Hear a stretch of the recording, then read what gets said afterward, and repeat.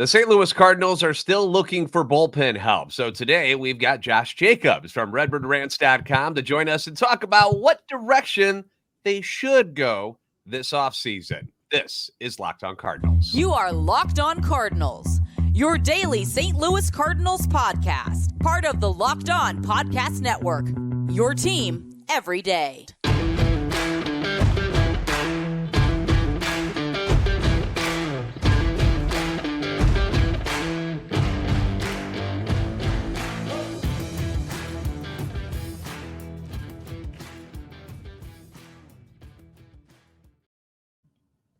Hey there, Cardinals fans. I'm JD Haffern, and I'm a national radio sports anchor, born and raised in the Lou, and a lifetime Cardinals fan. And I'm your host for Locked On Cardinals, part of the Locked On Podcast Network, your team every day. You can follow me on Twitter, X at JD Sports Radio, and the podcast at LO_Cardinals. We want to thank those of you who make Locked On Cardinals your first listen every day, free and available wherever you get your podcasts. And if you want to jump onto YouTube, that's easier for you. Great. Come on by. Like, subscribe, comment. Make sure you're interacting with us. Get down in those comments. Get in there nice and dirty and deep and get into all the conversations that we're having there. Plus, don't forget to hit that notification button. That way you know when the new episodes are posted so you can jump into those convos.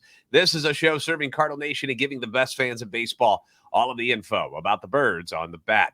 Today's episode brought to you by FanDuel. Make every moment more. Right now, new customers get $150 in bonus bets with any winning $5 moneyline bet. That's $150 if your team wins. Visit FanDuel.com/locked-on to get started. So once again, we've got our buddy Josh Jacobs from RedbirdRants.com jumping in here today to talk a little Cardinal baseball. Unfortunately for the Cardinals, Josh, a lot of stuff has been going on around the baseball world that actually does not involve the Cardinals really whatsoever. It involves a lot of guys that we were hoping the Cardinals might have some interest in. We were hoping they might make some deals to acquire and bring them in, and it just hasn't happened. We're seeing the guys in the major markets get moved around, and I want to start off with the latest one is the Tyler Glasnow trade that is apparently official now.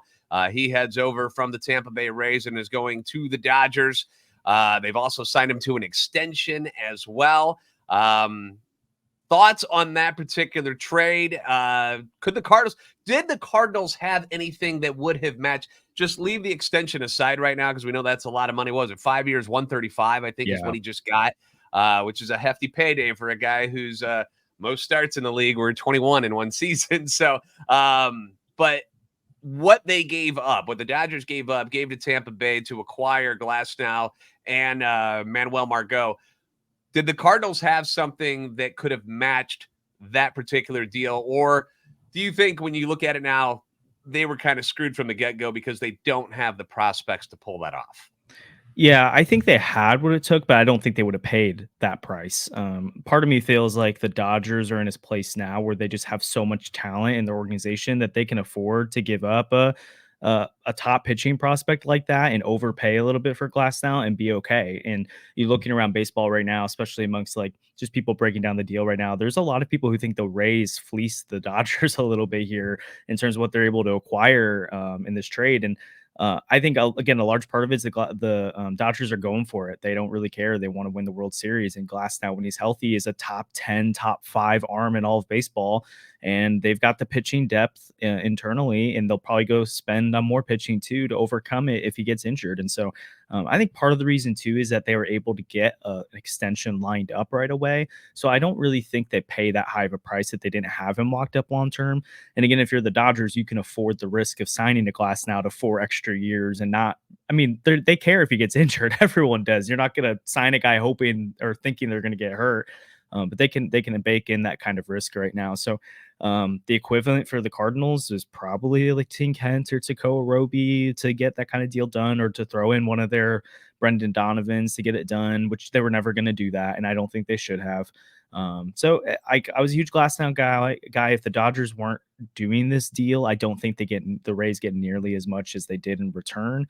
So I think the combination of them getting an extension done, Margot's his trade value has been debated amongst baseball, but I think in general it's a little bit higher than some. Like if you throw him in like that baseball trade value site, it's like a net negative. I don't think he's like that. So I think it was a benefit to have him in the deal for the Dodgers. And so they're Thanos right now. They're collecting all the Infinity Stones. They're going and getting everyone, and they're strong players for Yamamoto still. And I don't know if they're the favorite or not, but I would expect them to go get him or Jordan Montgomery or get one more arm. And now they'll have Walker Buehler, Tyler Glasnow, Bobby Miller, another arm, maybe Kershaw back. Like they're loaded. And then I feel like we're not remembering Ohtani's going to be in the rotation next year. So next year they're going to have whoever, Glasnow, Ohtani, and all these other guys.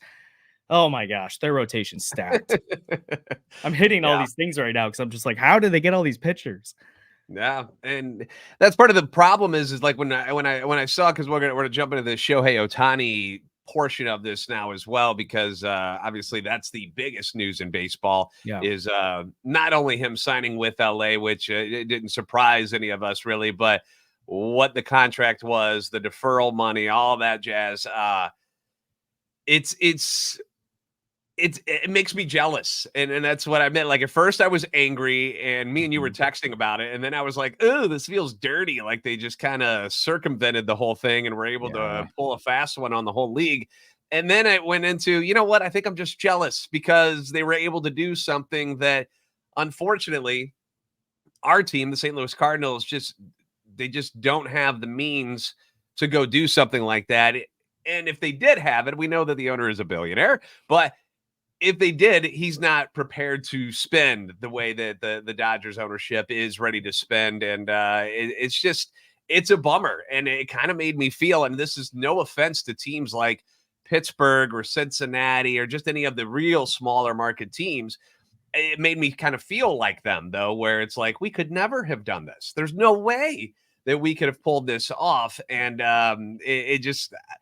it's tough to watch. The one thing that I rest my head on is that, well, it doesn't necessarily mean they're going to win the World Series. Like we just saw the Mets try to go and buy a championship. It didn't work. They had to sell off the pieces. And now look at them. They're all scrambling, trying to put their team back together. But at the same time, do you feel that way? Do you feel I'm just a little bit jealous that we don't have the capability that a team like the Dodgers has to pull off moves like this? Oh, totally. And I people make fun of the Dodgers all the time for not closing the deal, and they've got some people put the asterisk World Series for 2020, and I've seen even after they signed Ohtani, people not believing in the Dodgers because they continue to fall up short.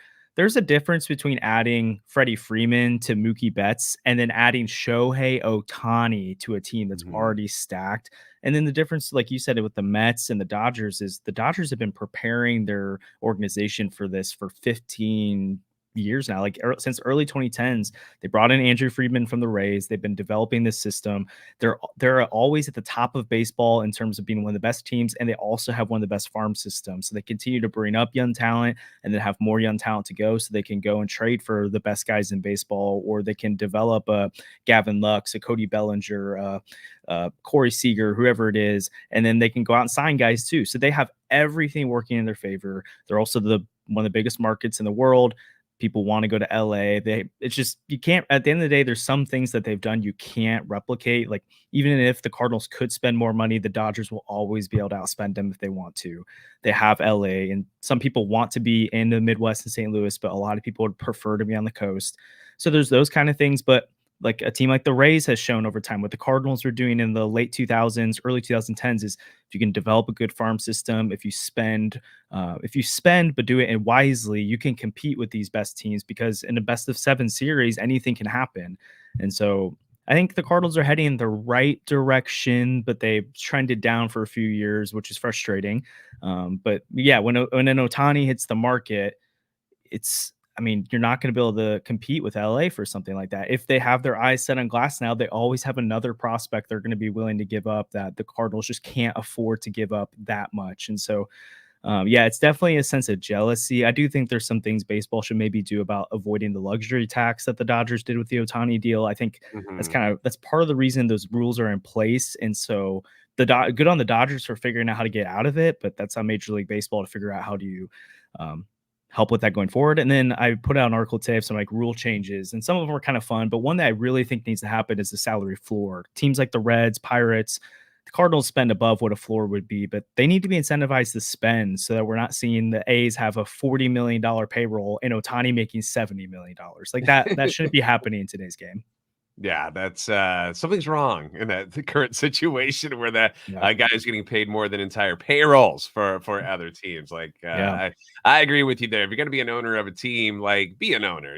Spend the money.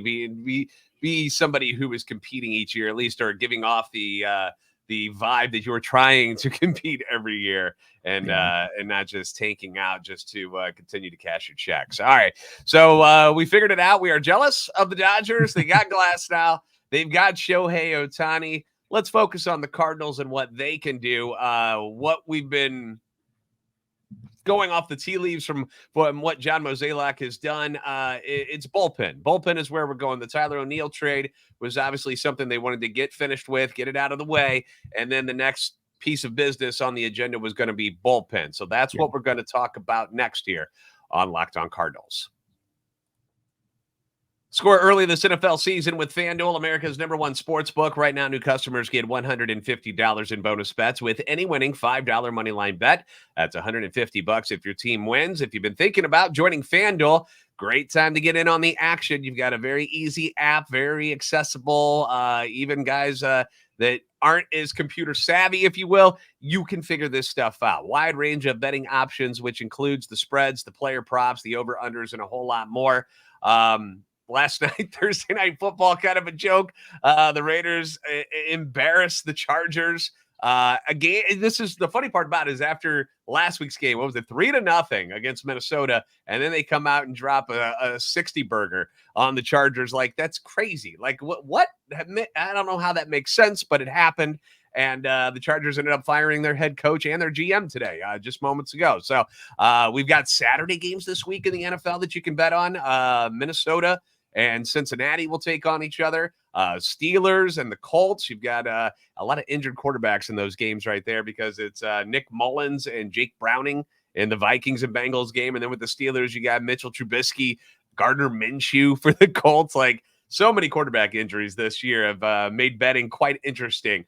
You've also got the Broncos at the Lions, I believe, on Saturday as well. So here's what you do to make these games even more interesting, even if you have no idea who these quarterbacks are. You visit FanDuel.com/lockedon and you play some bets. Play some player prop bets. That's been the most fun for me this year so far. I win more with spreads, but player props are a lot more fun to get in on. So check it out. FanDuel.com/lockedon.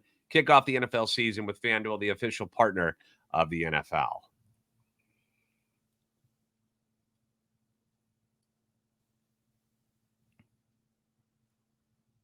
Locked On has launched the first ever national sports 24/7 streaming channel on YouTube. Locked On Sports Today is here for you 24/7, covering the top sports stories of the day while the local experts of Locked On chime in as well. Plus, we've got our national shows covering every single league. So go to Locked On Sports Today on YouTube and subscribe to the first ever national sports 24/7 streaming channel. Again, thank you for making Locked On Cardinals your first listen every day. Leave your comments on YouTube as well as on Twitter anytime you want. Feedback always welcome and encouraged. Before we get into the bullpen stuff, once again, Josh Jacobs from RedbirdRants.com and the Noot News Podcast joining us here today. Thoughts on the Tyler O'Neill trade real quick, because it's something that happened and then it kind of got brushed under because of all the Shohei stuff that popped off in the league. And what were your thoughts on Tyler O'Neill? Do you like what they got in return? We knew that his market value wasn't going to be great, but it appears that a lot of people are kind of happy with the guys that they were able to get. Yeah, it's just like it was proof that if the Cardinals could have got more for Tyler O'Neill, they were gonna do it. Like when people get mad at the return, I'm like, if they're not gonna purposely take less than what what they could have gotten in the market. I've seen like the potential. I thought maybe a Shane Bieber or something that could have been swapped, but I really liked Nick Robertson. Like, he's a guy that when he came over to the Red Sox from the Dodgers, who again know how to develop pitching, they reworked his arsenal a little bit, added a sweeper in, and did some stuff with his mechanics that his first two experiences with the Red Sox were terrible. They sent him down to AAA, did the stuff. He came back and had 7 or 8 appearances. I think 8 appearances, 7 of them were scoreless. One of them, he gave up like 2 runs, but it was a game where they're getting blown out. So they asked him to go more innings. And he's just a stuff guy. He's one of those guys that you look at prospect websites, you look at the Eno Cyrus's of the world, and they're going to look at his arsenal and be like, this guy has what it takes to be a really good reliever. And so I love adding that to the mix. You have 6 years of control. You're not paying him anything. I don't think the Cardinals view him as a high leverage arm right now. They view him as a guy who could be one, but you love that kind of potential filling that Drew Verhagen or Chris Stratton type role where you've got him in the 6th, 7th inning. And then over the course of the season, he could be a guy that you trust in the 8th inning to get you outs and to go about things. And the pitching prospect they got, it just feels organizational depth. That's something they need to build up. So the writing was on the wall. Tyler O'Neill, he was going to be gone. I wouldn't be surprised if he has a great season at the upper of the Red Sox and goes off and looks really great. But at the same time, I don't really think any team was going to give the Cardinals more than that, which kind of surprised me. I thought a team was going to fall in love with him and kind of give up at least a little bit more than what happened. But when everyone knows you're going to trade a guy, it's just hard to get proper value in return. So I liked the return there. And I continue to harp on this is that Tyler O'Neill is not the guy from 2021. Like 2 years in a row, he's been way below that. So that's what teams were looking at it like, well, I'm not trading for that guy anymore. I'm trading for the guy that he has been the last 2 years. And that hasn't been anything all that special. And he's obviously hurt all the time. So I can see why people weren't willing to give up all that much to grab a Tyler O'Neill. We wish him best of luck. We hope that he does well. But it was really just time to turn the page, and they needed a bullpen help. And I don't know if anybody takes any when they play MLB The Show, what they think about the rating system and all of this. But I was looking at that. They actually had Victor Santos rated higher than Nick Robertson on the game on their last update. So maybe Victor Santos is a sneaky pick. I don't know. But if you play MLB The Show, maybe that's something you'll have a little bit of fun with. So, all right. So we got him. We got Robertson, who's somebody that we think is probably going to be a part of the bullpen. He's obviously on the 40-man. They got Fernandez as well from the Red Sox in that Rule 5 draft.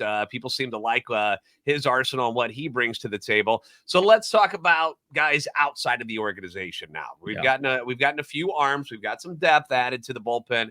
And again, I tend to say this as well, where you watch games of the Cardinals are playing teams and you see them bring in dudes from the bullpen and you're like, where the hell did they get this guy from? Like, how is this guy throwing 98 or whatever out of nowhere? And this is just kind of how you build a bullpen. They're not all going to be Josh Haders and stuff that you've heard of right away. Everybody kind of starts down here, and then they got to work their way up. And some of these guys could be names that maybe you don't know much about now, but could become very important for the Cardinals bullpen very, very soon here in 2024. So let's talk about your because you put out an article at redbirdrans.com where you put some tiers together of different levels of relief pitchers. We'll start off with your tier 4 level that you have in this particular story, leading off with a guy that you guys just talked to on your podcast, Trevor Rosenthal. Yeah. Trevor is a really fun guy to talk to. So if you want to catch that over on the New News podcast, and we're also doing a charity stream on Tuesday, and we have like Katie Wu, Jim Hayes, Victor Scott, and then Trevor Rosenthal's coming back. We've got and JD, you're hopping on with us too, man. So right. If you want to catch that up or catch up with that this coming Tuesday, join on for that. But Rosenthal, he's working his way back from an elbow injury because he was with the Tigers organization last year, making a comeback, was on the brink of having his major league debut or coming back to the major leagues, and then blew out his elbow. So he's a guy that'll be available next or in the summer at some point. And again, these tier 4 guys, I kind of listed them all as guys you buy low on. They're not going to require a multi-year contract. Most of them might even get minor league deals at this point. Let's put this out there first. Yeah. Josh is not saying Trevor Rosenthal is the answer. No. This is the tier 4 of tier just 4. Some guys that just to be aware of. Yeah. And again, you look at like the Dodgers last year, they went out and got Shelby Miller, who had an 8 ERA at the Giants and hadn't done really anything, but had good peripherals, and they brought him in, and he had a sub 2 ERA in 40 innings last year. Like that's how you build bullpens. You go and get a couple sure guys, and then you get a lot of flyers. And so Trevor even told us, he texted Ollie after they signed Lynn and brought back Descalso and was like, hey, let's get the band back together. So he's interested in coming back to St. Louis. I like the idea of a middle of the season. He'd be a reinforcement to bring into the bullpen. And again, he's going to be a very low cost. So if it doesn't work out, it's really no skin off their back. So I really like the idea of that. You mentioned John Brebbia in this portion of the article, Matt Barnes as well. Liam Yeah. Hendricks is a name that that people are familiar with. Had Hodgkin's disease, has defeated that. Was with the White Sox. He's a guy that I'd be interested in. What are your thoughts on Liam Hendricks? Because a couple of years ago, we were looking at him as one of the top closers in the league. Yeah, I think the tough thing with Hendricks is that he's probably not going to be available until September.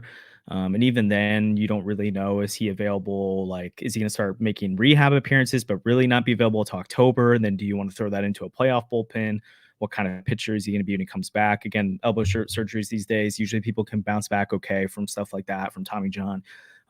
So I think when you're looking at Hendricks, you probably get a very different version of the Glasnow deal from last year, but you give him a few $1 million up front. He rehabs with your team. Hopefully you get a little bit out of him out of 2024. And then you hope that he's ready for 2025 to be a full-fledged member of the bullpen. So I think that's kind of a more 2025 move with hopefully, again, that's why he's tier 4. You're crossing your fingers, hoping you get something out of him in 2024. And I would be shocked if you have to give him a lot of money in 2024 either. So it wouldn't prevent them from going out and getting a tier 2 bullpen arm that they really need. All right, let's move down to tier 3. Are we moving down or moving up? I guess we're moving up to tier 3. We'll go that way. You mentioned Shelby Miller, which is a guy, by the way, I have an autographed pair of his spikes down here in my office here, Josh.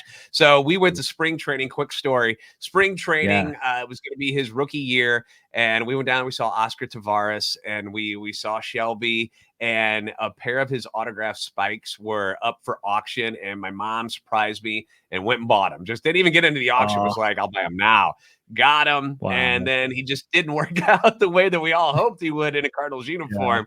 But maybe we get him back on the Cardinals. So I haven't thrown him out or anything. They're still sitting over there in case he ever does return to the Cardinals. So, part of me is saying, ooh, that would be kind of cool to have him back.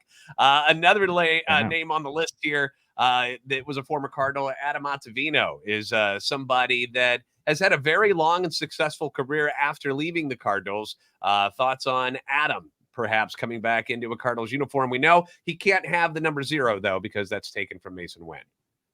Oh yeah.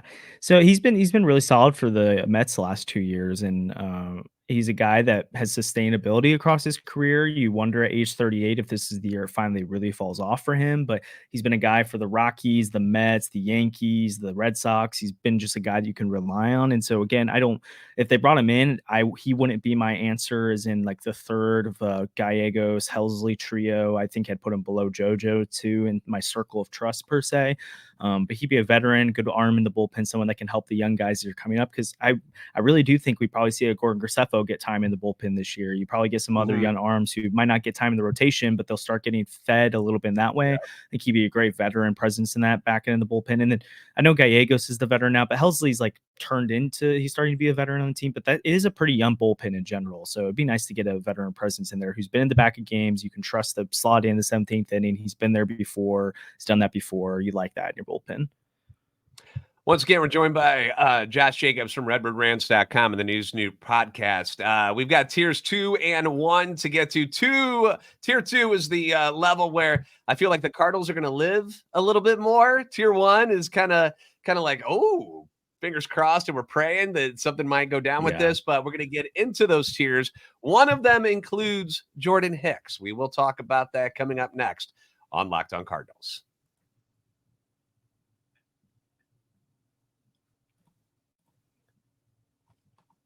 Locked On has launched the first ever national sports 24/7 streaming channel on YouTube. Locked On Sports Today is here for you 24/7, covering the top sports stories of the day with the local experts of Locked On, plus our national shows covering every single league. Go to Locked On Sports Today on YouTube and subscribe to the first ever national sports 24/7 streaming channel. Again, Josh Jacobs from RedbirdRants.com and the Noot News podcast joining us here today, talking about an article up on RedbirdRants.com that he put out, which listed tiers 1, 2, 3, and 4 of different relief pitchers that the Cardinals might have some interest in.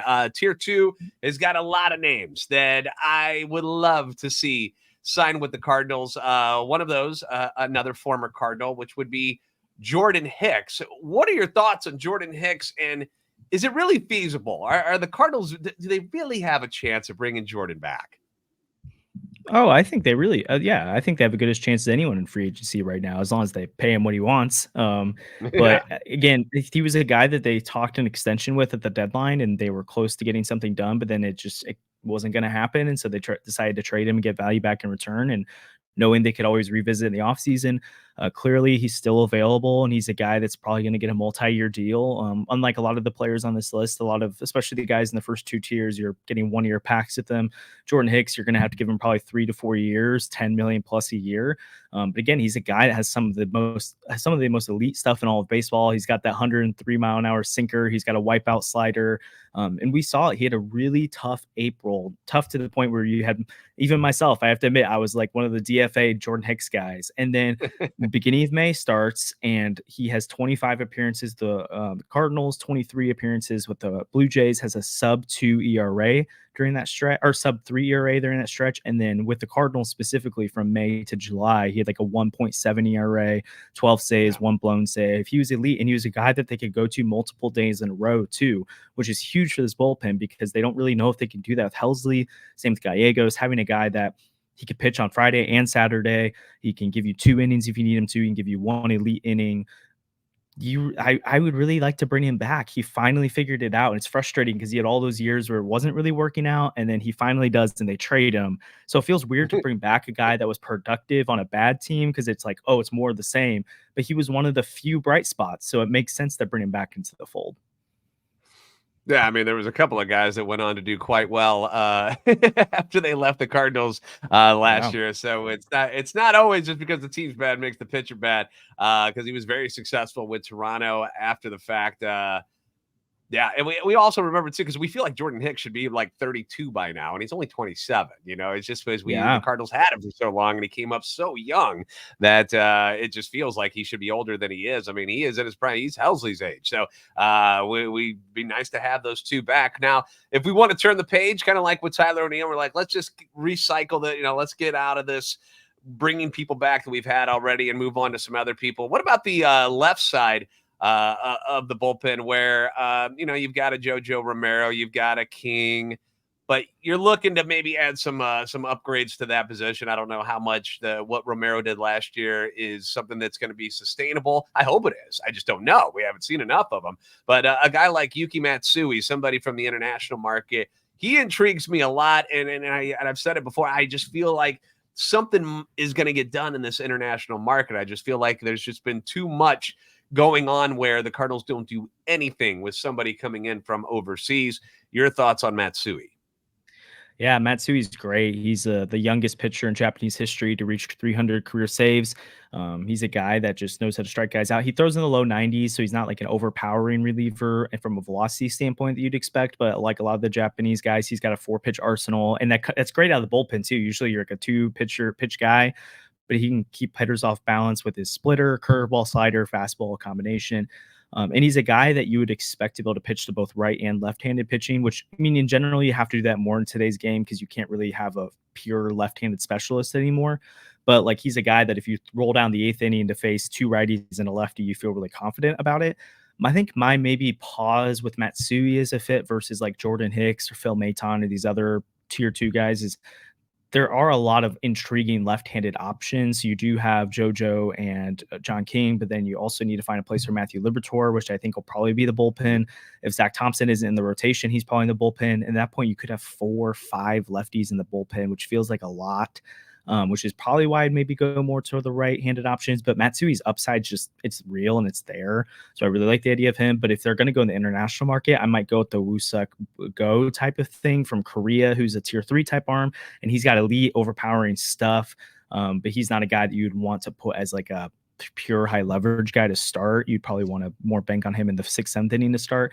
But again, if they sign Matsui, I'd be over the moon about it. I just think fit wise, it makes more sense to go after a high leverage right-handed pitcher, because after Helsley and Gallegos, I don't really know who the upside guy is besides Fernandez or why am I blanking on who they traded for?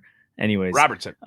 Robertson. But again, I just, and in general, you need more right-handed pitching because there's just more right-handed hitters that you're going to face. So that's kind of where I lean right now. And the right-handed pitching out of the bullpen was bottom third in baseball last year, while they were a little bit more middle of the pack with left-handers, and Romero and King were really good down the stretch. So you would think they're going to continue at least some of that. Add Liberatore and Thompson to the mix. I feel a lot better about the left side than I do the right side. All right, so let's get to tier one, my friend. Two guys that, they look great. Is it something that can happen or will happen? We'll see. But obviously, you got Josh Hader, who is the biggest relief pitching free agent out there right now, who has also been linked to the stupid Dodgers. And then you've got Emmanuel Clase, who just kind of like ho-hum. The Guardians were like, maybe we will move Clase. That would be something that if I had to take my pick, I'd go Clase just because the age, wear and tear. You mentioned he's a right-hander. Hader obviously throws from the left-hand side. You need guys who can throw well. Clase's got a downside to it where he blew a lot of saves last year, but he's also saving 40-plus games for you as well in back-to-back years. Who would you take? If you had to pick one, who are you going with? I'd for sure go Clase.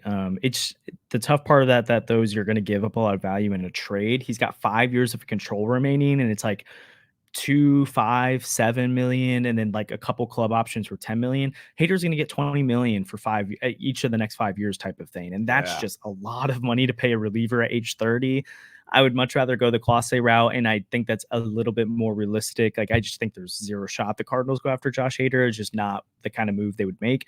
Clase makes a little bit more sense. If I wanted to throw a third, like, wild card name that I also don't think would happen because of it being interdivision, but like is another tier one type arm, is a guy that's from the St. Louis area, and Devin Williams from the Milwaukee Brewers. If they want to tear things down, I do think he's a guy that they would make sense for them to trade. But again, I don't really see them trading within the division for each other. So I think if this list, tier one is like, that is tier one, but I just don't see the Cardinals being in tier one. And I also think that's probably a good thing. I'd feel much more comfortable in tier two. And that's probably where the extent of their sites go. But who knows? Maybe Hader can't find the contract he's looking for and his price comes down. The Rangers seem like they're not spending, and they were the team that was supposed to go after him. Maybe the Guardians aren't getting a lot for Clase, and maybe the Cardinals and them find a deal. But these feel more like pie in the sky than they do realistic options. Sure. And if I was going to move anybody, like if it was going to come down where you're starting to move some of these young prospects to go get somebody at the back end of your bullpen, Clase would make a lot of sense because of all of that, because you've got him for so long. And, his price is only going to go up as time goes on when you try to go find another closer. Because if Helsley doesn't work out, you're in trouble because you don't have anybody else at the back end of that bullpen. And it's obviously been a target. We've talked with Katie Wu about this before as well, and Brooke Grimsley and everybody else that back end of the bullpen is where they're targeting. They need somebody else to pair up with Helsley that can shut down a game when he's not available, because we know that's going to happen. And it will happen at some point, and we hope it doesn't happen a lot. But they need that guy to be able to close things out. So those are some of the targets. Let us know in the comments who you think the Cardinals should go after, who you think would be the perfect fit for the back end of this bullpen, and other additions you think the team should make. Real quick before we jump out of here, Jack Flaherty going to the Detroit Tigers, Michael Wacha to the Kansas City Royals. Thoughts on those deals for those two guys? Yeah, starting with Flaherty, I think it's a perfect fit for him. I really like it. Like, people speculated the Dodgers and the LA type thing for a long time with him, or the big market. And sure, that would have made sense, but there's a lot more pressure going into that too for a guy who's trying to rebuild some value. The Tigers right now, they're my favorite to win the AL Central next year. The Twins have taken a lot of steps back, and I just think the Tigers were sneakily close last year. Not that they're going to be a 95-win team, but the AL Central is not strong. And so he joins a rotation where Screwball's going to be at the top of it. They already brought in Maeda, so there's not a ton of pressure on him from that standpoint. He can rebuild his value in a kind of a quiet market, and then hit free agency again going into his age 29 season, which he's a guy that feels like should be older than he is as well. So I really like the fit for Flaherty, and I like it for the Tigers too. It's not a terrible contract to give to him. And if it doesn't work out, it's 1 year deal, so they'll be out of it. Yeah. Michael Wacha was kind of surprising to me. I thought, like, the Mets or the Red Sox or someone were going to jump on him and make him a part of their Who are rotation. the Padres going to start this year? They're running out of pitchers. They're all gone. Yeah, it's kind of wild. Obviously they brought in King and they brought in some other pitchers from Drew Thorpe, but I don't think he's going to play for a little bit for them, at least in the major league level. So the Padres are a team to me that looks like they're going to be falling apart here soon. Maybe we'll see some. Right? Yeah, I don't honestly I think they're a sneaky team to watch to blow up over the next few years as their payroll because their owner was the one who drove a lot of the spending, and he obviously passed away sadly this offseason. And so who knows what's going to happen with that. I think the Padres are kind of an example of why you need to build a sustainable system when you're in a mid market, because if you try to outspend the Dodgers for a few years, you can do it for a few years, but then they're going to still have a strong farm system and can keep spending when you're not going to be able to. So anyways, with Wacha, Royals seems like another fun fit for him. They're trying to compete, so they're a team that maybe you could try to be in the wild card race next year. And the worst case for them, if they continue to be bad, they have a decent guy that they could deal at some point. So I guess I am surprised though that I'm guessing other teams didn't value him as much. The Royals gave him kind of like the Seth Lugo deal. I don't think the Red Sox wanted to match the offer that Lugo got. So I think the same type of thing happened with Wacha, where big market teams are our valuations just don't see him being worth that contract. So the Royals probably overpaid him slightly to get him. Even though I kind of like the deal. So again, another fun fit. He's in the Midwest. He's back in Missouri. So I hope both of them have great seasons next year. I want them both to succeed. Yeah, look at the Royals and the Cardinals, wheeling and dealing and signing people left and right, staying busy in Missouri. All right.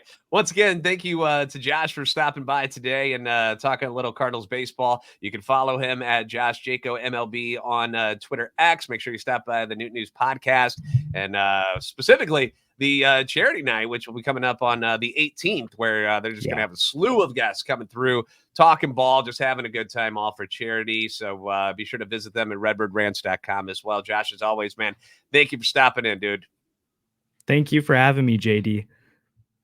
And thank you for making Locked On Cardinals your first listen every day. If you haven't already, please give us a follow on Twitter X at @LO_Cardinals and at JD Sports Radio. Like and subscribe on YouTube. You're the best fans in baseball for a reason. We'll see you next time on Locked On Cardinals.